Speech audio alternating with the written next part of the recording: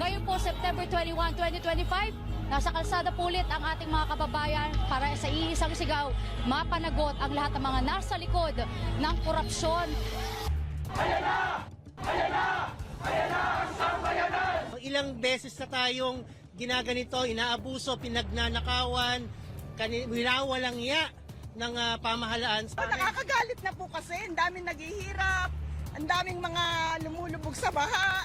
Tapos yung mga tax natin, ninanakaw lang nila, pinagpapasarap nila sa kung ano-anong mga luho nila. Tama na! Sobra na! Ikulong na! Sumigaw lahat ng galit!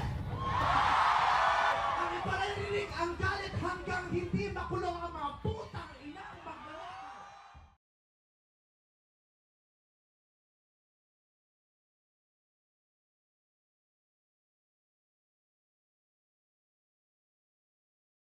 Namulat tayo sa mga kwentong bayan at isa sa mga pinakatumatak sa akin ay ang alamat ni Juan Tamad.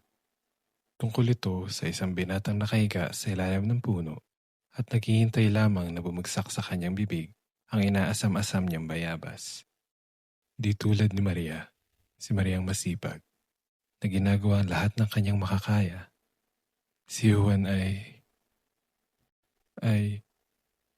hindi maalis sa isip ko na paano kung hindi naman talaga tamad si Juan, na ang kanyang paghiga ay tanda lamang ng hirap, na ang kanyang paghihintay ay ang kanyang pahinga.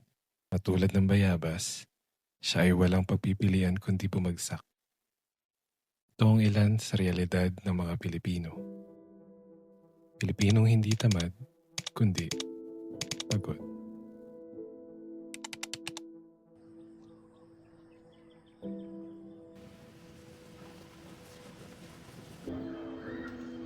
Sa mga nangyayari ngayon sa bansa, ang hirap ng baliwalain ng tanong na, paano kung nagpapahinga lang pala siya? Pagkatapos na maghapong paglalako sa ilalim ng tirik na araw, pagkatapos magtrabaho sa gabi at bago pumasok sa eskwela ng maaga,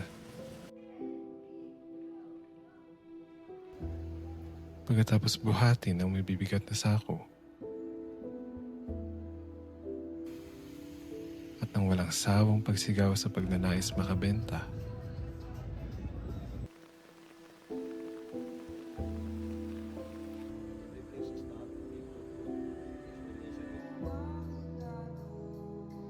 Pagkatapos na magkakasunod at ilang ikot na biyahe,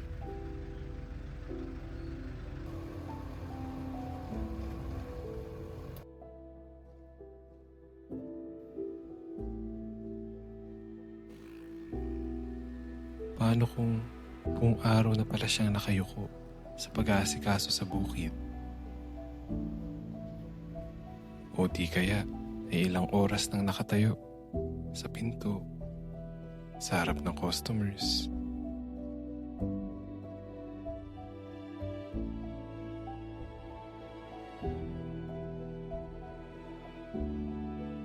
Sa pila habang taimtim na nananalangin, sana makauwi na.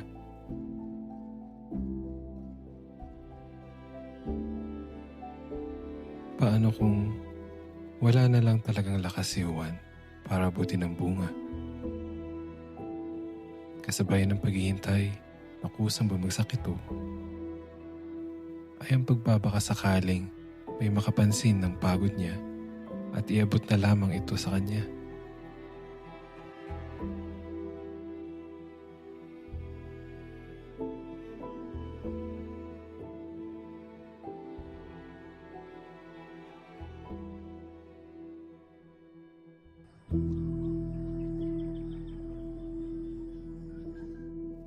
Kung ganun, ano nga ba talaga ang problema? Kung ganito ang naratibo ng totoong buhay ni Juan, kung si Juan ay walang bahid ng pagpapabaya at lalong-lalo ng katamaran. Dahil kung totoong kasipagan ang tulay sa tagumpay, hindi ba dapat matagal na nilang nakamtan ng bayabas?